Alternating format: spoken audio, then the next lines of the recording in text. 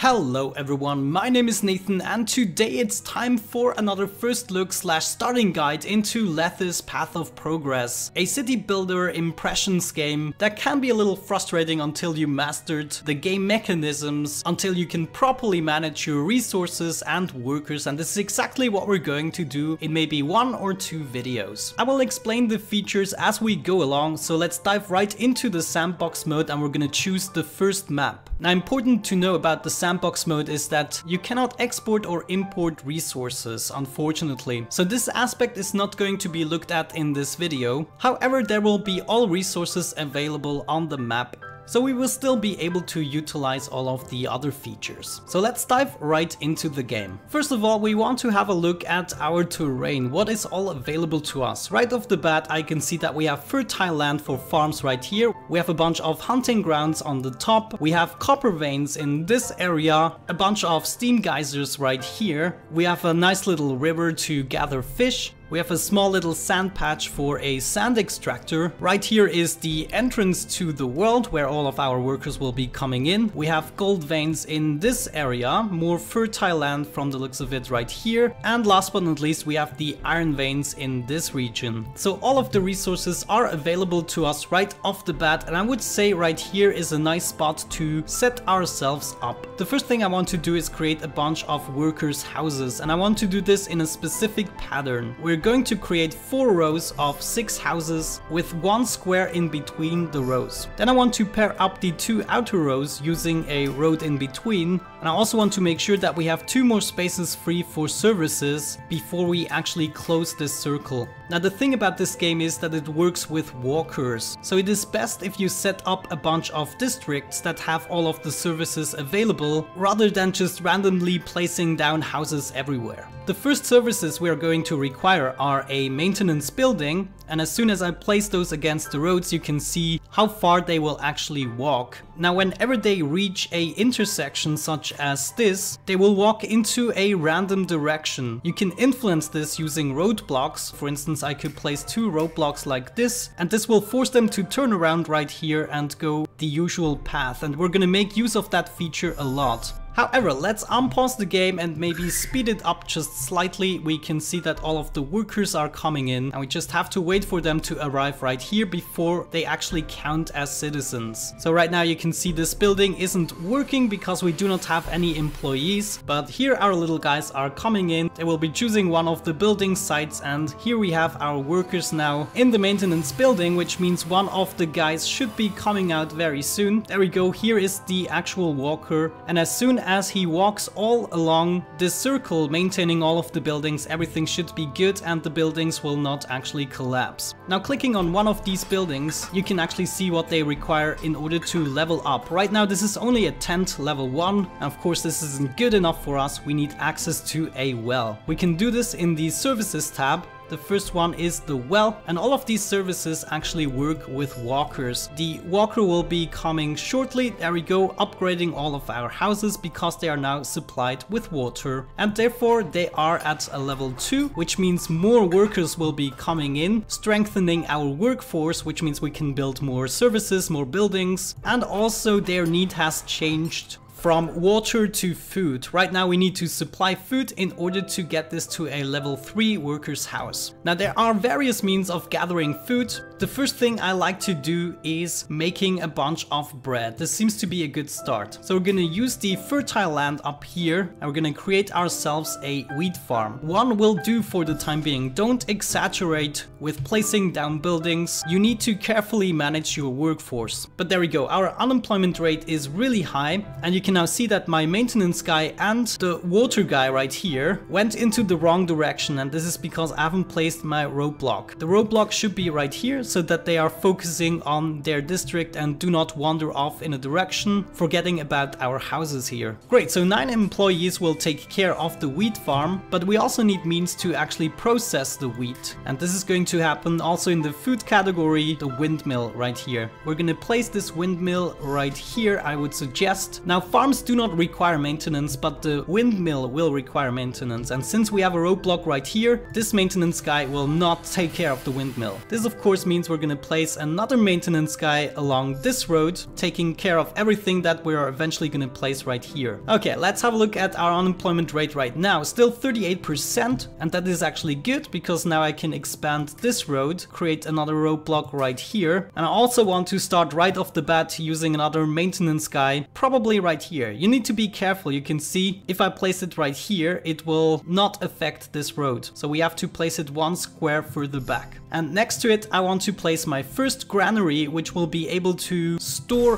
wheat and other stuff. If we click on that guy, we can refuse everything. I like to do that because I like to have control over where stuff is stored. So we are gonna accept wheat, about 3,000 units of it, and we're also gonna accept bread in this granary. And now another reason I like to do it in this fashion is because it gives me a visual control over what supplies we currently have. For instance, if this granary is always empty, then I know we have to supply it with more wheat. And if it is always full, then I know we're producing too much wheat and we could use our workers for something else. However, we still do not have a place for our flour to go, which is the warehouse. I want to make sure that I don't place it too closely to our district because maybe we're gonna require some more services. So we are just gonna line it up with our granary and it will be maintained by this guy as well. Also, the warehouse we can influence by refusing everything and accepting flour. We want to accept 2,000 units of flour. Great, so right now everything that we're producing has a space to go. The only thing that is missing in the supply chain is the bakery, of course. We need means to actually bake the bread. I'm gonna do this right next to the windmill. It's also gonna be maintained by this guy. And of course the bakery will require the flour, which should be coming in shortly as soon as we have finished this field right here. Maybe let's speed it up a little bit. There we go. The guys will soon be done and they will be bringing it to the windmill right here and also to the granary. Everything that is too much. In the windmill, of course, the flour is being produced and it's being brought to the bakery where we will be baking the bread. And there we go. The bread is done. Someone should be bringing it along to the granary.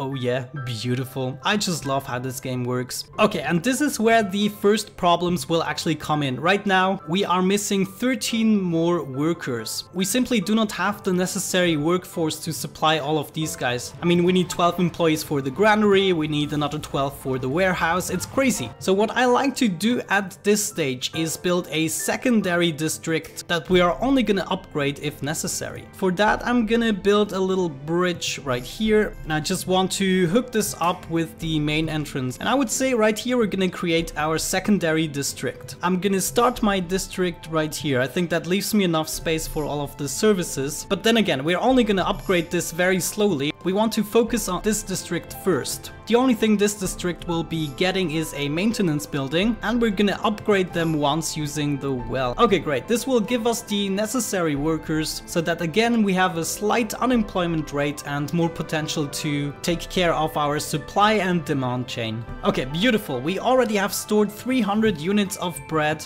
We again have 24% unemployment, which means we are ready to place down a store. In the storage category, we will find a shop. We're gonna place that right here adjacent to the road, and you can also see this is another walker. And since I really like to know what is going on, we're gonna refuse everything and we're only gonna accept bread because this is the only resource or product that we're currently making. Nice, so currently we're working with a population of 288 people and we still have the potential to easily upgrade those guys. We are in a very, very good position and we can think about the next step, which will be revealed to us as soon as the shop guy is going to get the bread. Let's see this happen. Yeah, there we go. He collected the bread, bringing it to the shop, and soon he should be going through the streets, upgrading all of our houses. And oh geez, he made a mistake. Well, it was not actually him, I made the mistake. I forgot the roadblock right there. He just disappeared as you see, but he's gonna go on another round and hopefully supply all of the other buildings. Yeah, beautiful. Great, so now we got a whole bunch of new people and the next stage would be to actually give them access to a wash house. And this is a problem. I do not really want to upgrade them just yet Because if the unemployment rate is too high, then people will be unhappy and they will start revolting and moving out. Now, since I already know the next stage is going to be to provide alcohol, this is something that we could think about setting up. What we're gonna do is place another field, but this time a barley farm right here. This is gonna take up another 9 workers. We also want to store the barley in a granary, and if you remember, we already have half bread and half wheat in this granary, so we want to refuse everything here except barley, but only 3,000 units. That should be good. And I'm not sure yet what the other ingredient is going to be that we're gonna store in this granary. Barley is gonna be good for now. Another thing that we also could do is set up an abbey where barley is going to be utilized in order to create booze. Let's place the abbey right here. It's also going to be maintained by this guy, and of course, as soon as we have the barley, which is still going to take a season from the looks of it, we just missed the perfect barley season,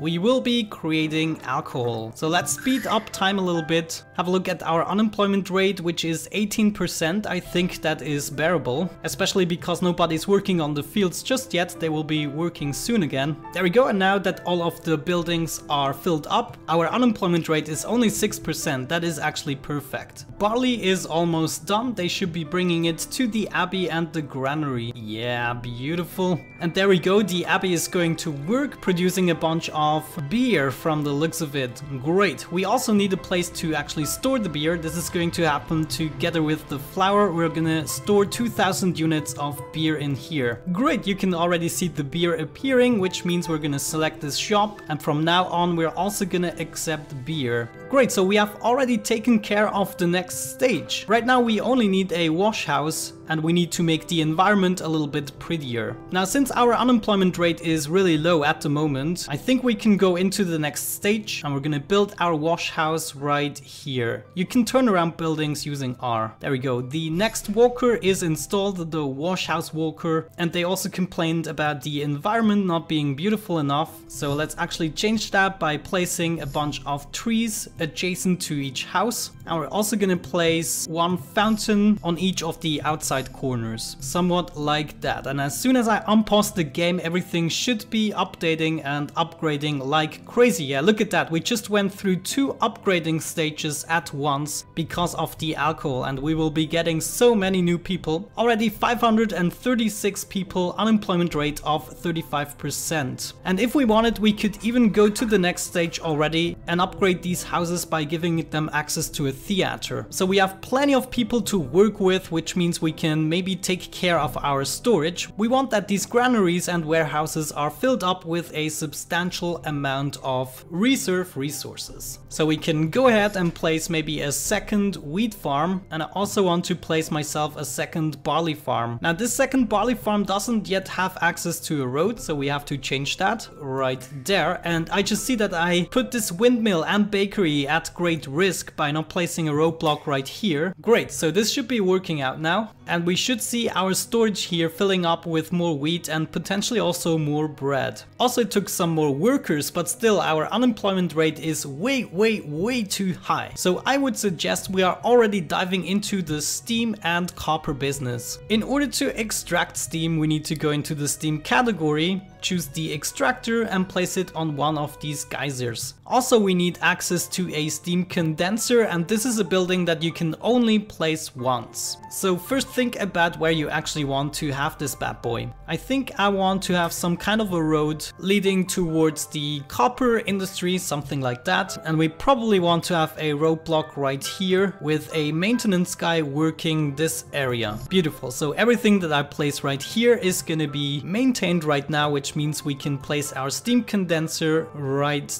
there. Now we want to connect up the steam condenser with our extractor, and we can actually do this across roads. We just have to place it adjacent to a road and then continue the line just like that, and you can see it hooking up perfectly. We're gonna take this line all the way over here and hook it up with our first extractor. We don't really need more than that, and this will use up a lot of workers. You can see 20 workers have to work in this building. And I just see that my buildings are actually haunted. This is just something that eventually happens and you have to take care of using the exorcist. We're gonna place the exorcist right next to here. That should be good. The exorcist is actually gonna decrease the worth of the environment just a little bit, but it's gonna be worth it because if you leave houses haunted, people will move out, and I think that is actually what happened. Yeah, a bunch of people have moved out and therefore our unemployment rate has decreased slightly. But there we go, we still have enough people in order to establish the copper industry. So let's have a look into the industry tab, and you can see there's so many buildings here. We want a copper mine, and there are quite a few spots where we can actually place that. So I think we're gonna start with our first mine right here. This is also gonna use up another 20 employees. I want to make sure that the road is actually touching it, and our maintenance guy will also take care of that. The copper mine is being supplied with the steam capsules that we are producing right here, and you can see we have a supply of 8,000. So theoretically we don't really need to store them somewhere else. Yeah, I think I'm actually gonna try that out. I'm not gonna store them in our warehouse just yet.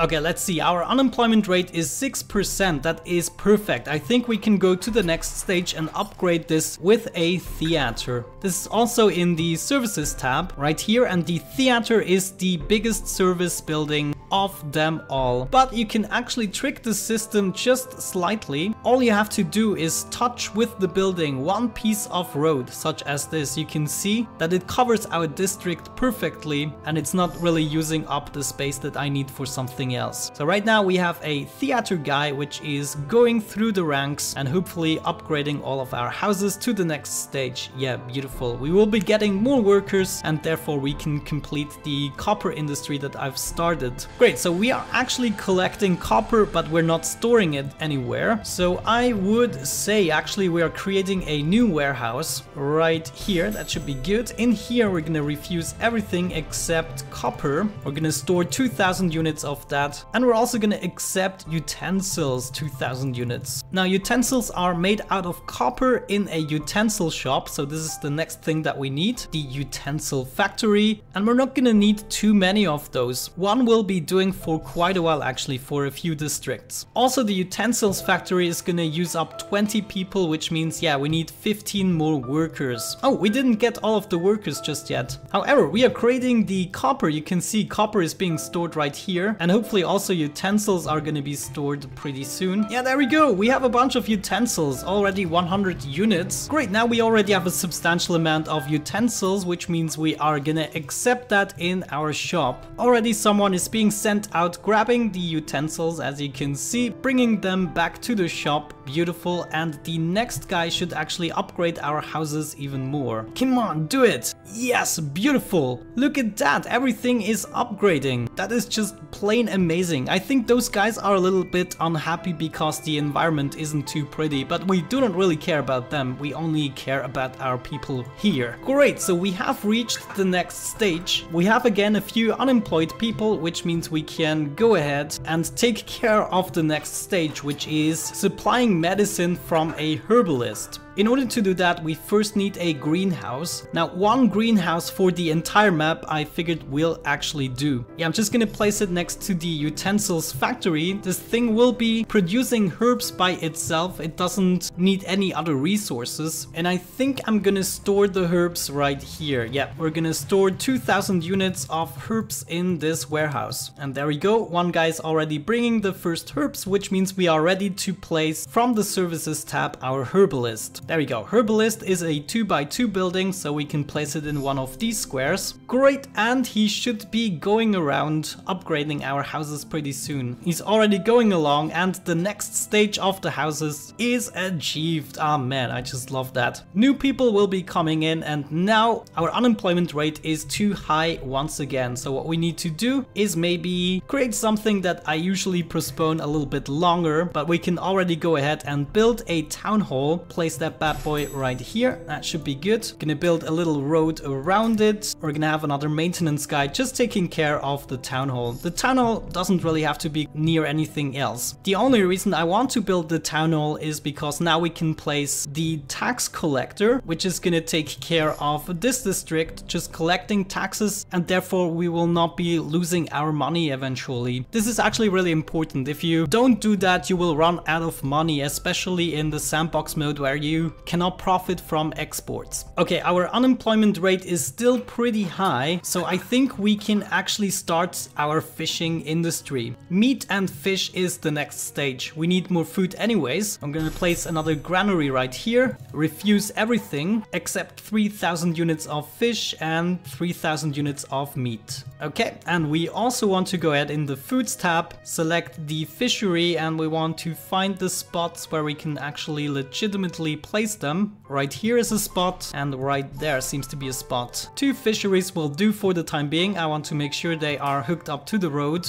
Great, do we have enough people? Yeah, still 4% unemployment, that is kind of perfect. We are getting all the fish in the world and the fish should be brought to our new granary right here. Yeah, that actually should do the trick. I want to expand this road by a little bit more because we also go into the meat industry. To produce meat, we're gonna need wheat and we're also gonna need a ranch. And I think I want to place my ranch right there. And you can see it needs to be supplied with wheat. We will be getting the precious meat. Beautiful. We are already storing fish, which means we are gonna accept that in our store right here. And we're also gonna accept meat as that will be coming in eventually. There we go. We already have a few. I just love how fast the resources are being produced in this game. And it's all about playing around with a supply and demand. But as you can see right now, everything is working quite beautifully. They are being supplied with more food from the looks of it and upgrading yet to the next stage. You can see we are stocking bread, alcohol, utensils, fish and meat will be coming in soon too, and also these houses will be upgrading. And there we go, everything is upgraded. How many people do we have?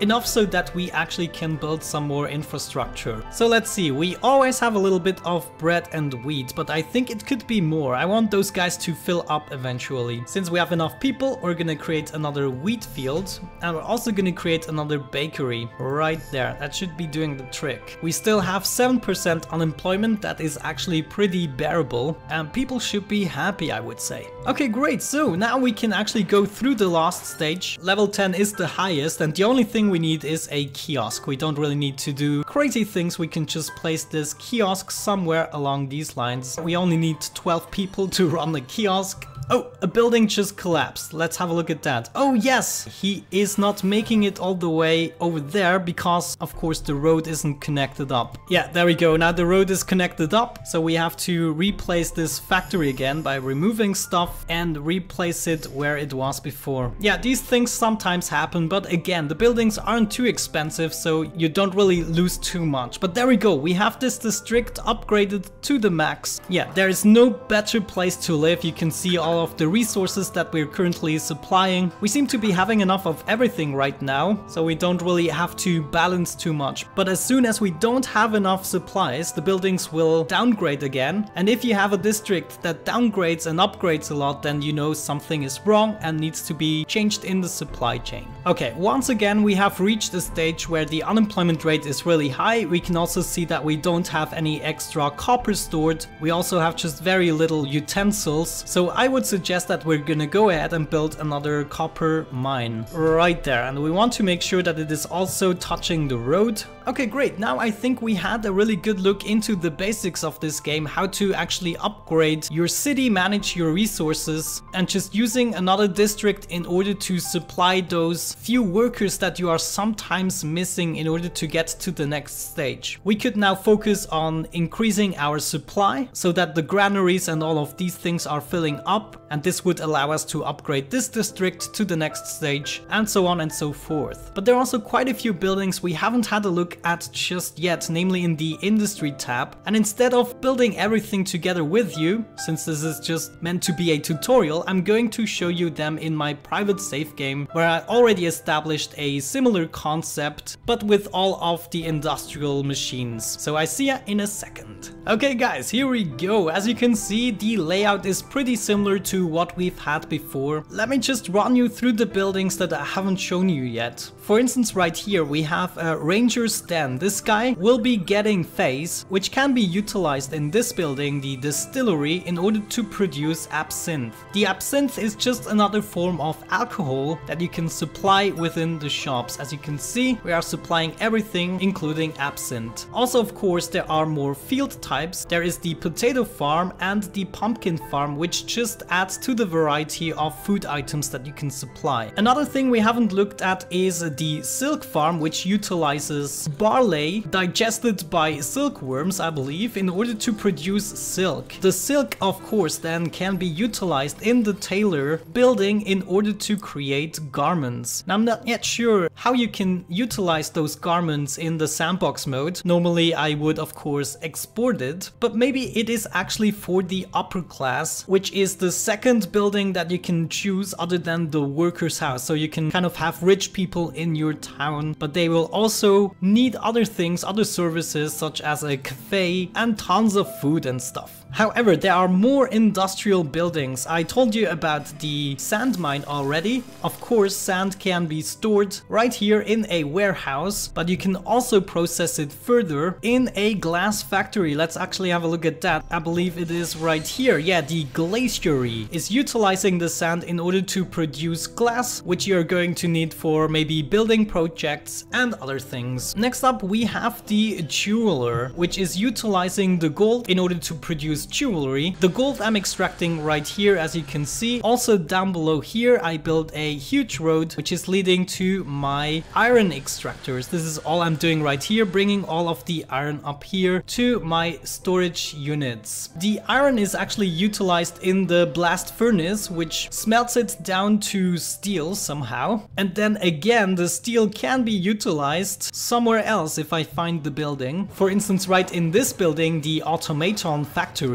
Now this is going to utilize steel and steam in order to supply robots, and this is kind of where the steampunk theme comes into. So you have steam robots which actually will be working in your cafe, for instance. You don't need employees here, you need automatons, and also you need automatons for your building sites. For instance, here I tried to build an observatory, and you can see that we need resources and we also need 30 automatons in order to make this happen. Now the automaton factory needs to be hooked up to a steam system, as you can see. So this layout that I have right here isn't the optimal one. And I think that's basically all of it. I mean, you just have to read the tooltips and most of it is self-explanatory, but I still hope this video gave you a good insight about the first basic steps, how to avoid the initial frustration with all of the worker systems, and this hopefully also inspired you to figure out your own designs for districts. There are many ways you can set this up. The main thing is don't build too quickly, check out what the effects are on your population before you go too crazy and expand too much. But other than that, thank you so much for watching, supporting this video, leaving down your feedback and likes. Have a great time, and hopefully I'm going to catch you in the next one.